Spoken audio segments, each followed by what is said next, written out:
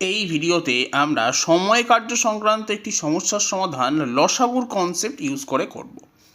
এখানে বলা হয়েছে কোনো একটি কাজ এ, বি ও সি যথাক্রমে 10, 12 এবং 15 দিনে করতে পারে। তারা একত্রে কাজটি শুরু করে। কাজটি শেষ হওয়ার 5 দিন আগে এ এবং এর 2 দিন পর বি চলে যায়। কাজটি কত দিনে শেষ হয়েছিল তা নির্ণয় করতে বলা হয়েছে। আমরা ধরে নিচ্ছি যে কাজটা শেষ হয়েছিল এক্স দিনে। তাহলে এ কাজ করবে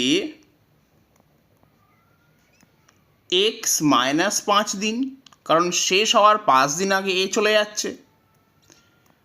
বি কাজ করবে এর 2 দিন পর বি চলে যাচ্ছে, তাহলে এ কাজ করবে এক্স মাইনাস 5 প্লাস 2, তার মানে এক্স মাইনাস 3 দিন, এবং সি কাজ করবে এক্স দিনই, কারণ সি চলে যায়নি কোথাও। এরপর আমরা ইউজ করব লসাগুর কনসেপ্টটা। আমরা প্রথমেই 10, 12 এবং 15 লসাগু নির্ণয় করব, এবং 10, 12 এবং 15 লসাগু হলো 60, এবং ধরে নেব যে সামগ্রিক কাজটা হলো 60 ইউনিট।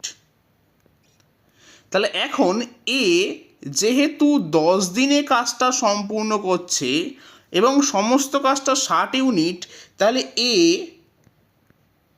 একদিনে কাজ করবে 6 ইউনিট। সিমিলার লজিকে বি একদিনে কাজ করবে 60/12, তার মানে 5 ইউনিট, এবং সি একদিনে কাজ করবে 60/15, তার মানে 4 ইউনিট।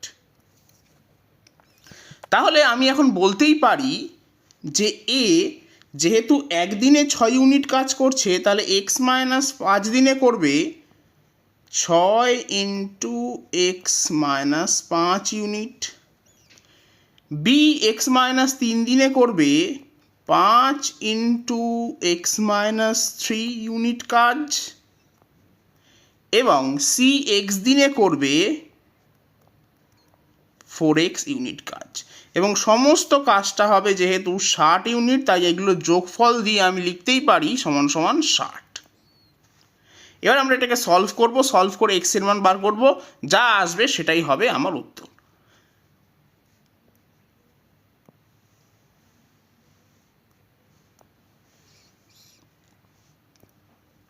তাহলে এই ইকুয়েশন থেকে আমি লিখতেই পারি যে 6x minus 30 plus 5x minus 15 plus 4x সমান সমান 60।